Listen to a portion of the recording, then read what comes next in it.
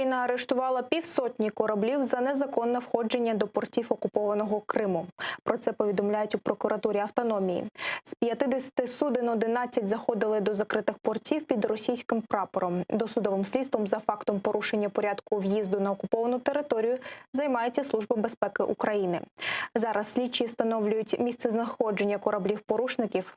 Нагадаю, після окупації Криму у 2014 році Україна офіційно закрила порти на півострів для міжнародного судноплавства.